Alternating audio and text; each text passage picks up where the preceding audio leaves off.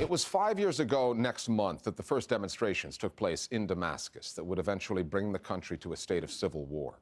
Syrian journalists have been documenting what many still call the revolution, providing the basics of news that Syrians can use, where the front lines have shifted, the effect of the fighting on the price of gasoline, what goods and necessities are in short supply and where to get them, as well as death notices, whose sons and daughters were killed in last night's airstrikes.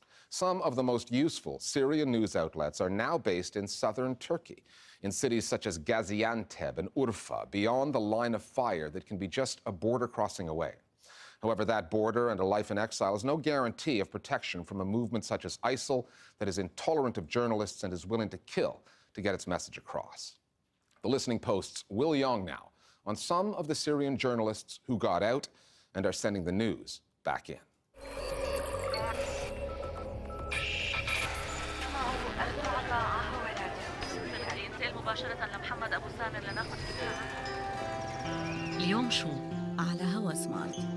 A weekday morning in Syria. Anyone who needs to make a journey might be advised to tune in to Hawa Smart Radio's daily program, Kif al-Tariq al-Kashir, or How's the Road.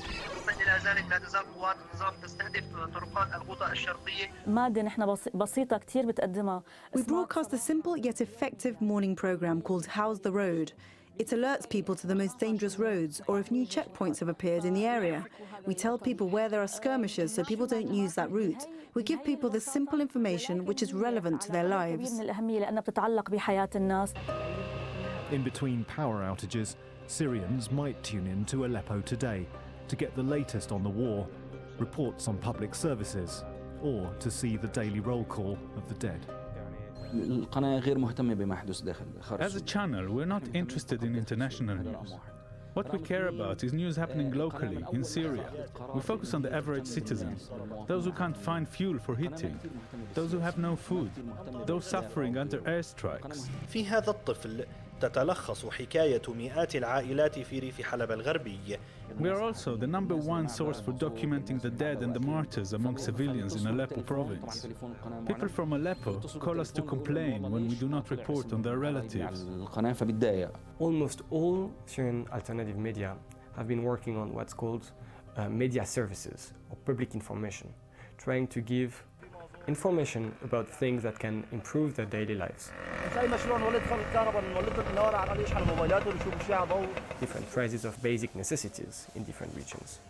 Information about where are the hospitals, where are the doctors. وريف حما قام مركز أمراض الدم الوراثية أو ما يعرف بالثلاسيميا.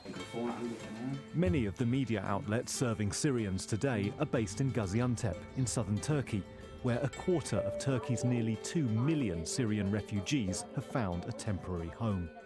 Gaziantep has become a hub for NGOs and civil society groups, and it's also a natural centre for Syrian journalists to maintain links with their homeland. Gaziantep is one of the most important communication centres for Syrians. It has good facilities and it's close to the Syrian border. We have daily communication with more than 100 reporters spread out over Syria. We have employees who go into Syria every day. It's easy for us to move in and out of Gaziantep.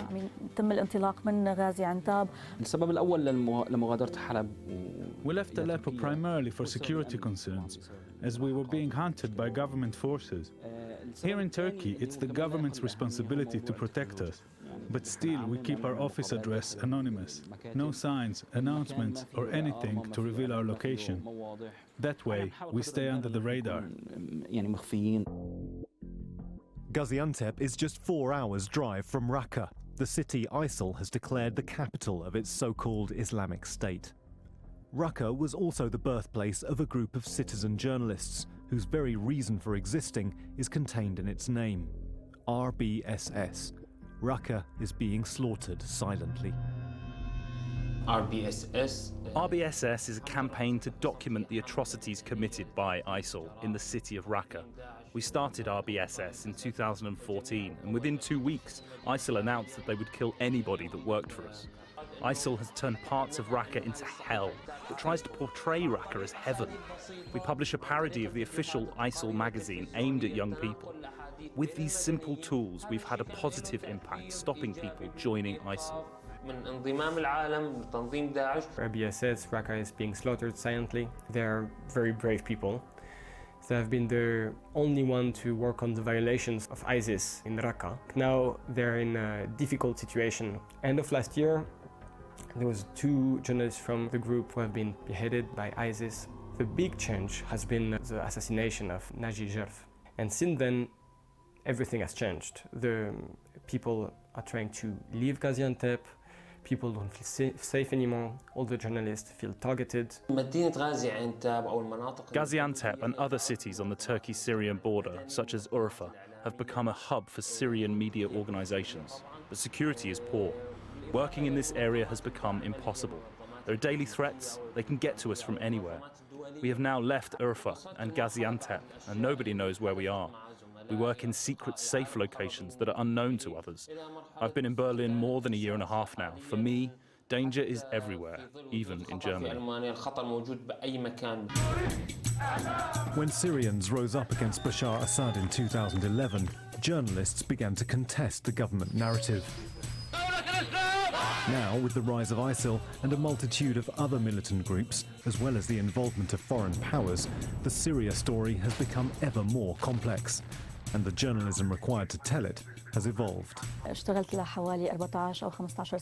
worked at Syrian state TV for around 14 years, but I didn't feel like a real journalist. We couldn't speak unless we got permission from the intelligence services and the Syrian army. So after leaving in 2013, we felt a great need to say things that we couldn't freely say all those years. When I'm on air, I can't be anything but professional. We observe journalistic standards because you can't counter regime misinformation with revolutionary rhetoric. So there's no contradiction between Zoya the activist and Zoya the journalist. Aleppo Today is an independent channel, but we are definitely in opposition and not with the regime. The old state media was politicized, a mouthpiece for the regime. But there is no point rejecting the regime's propaganda just to create revolutionary propaganda. With the revolution has come the possibility of establishing independent media affiliated with neither the regime nor the opposition.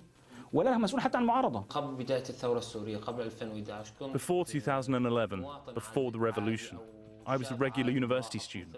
I used to hang out in the cafeteria, and politics never entered my mind.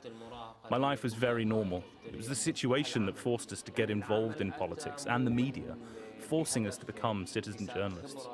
I don't like to call myself an activist or a journalist. I'm a citizen of Raqqa. I'm Syrian. This is a duty we're performing for our city. Syrian journalists come with their own personal narratives.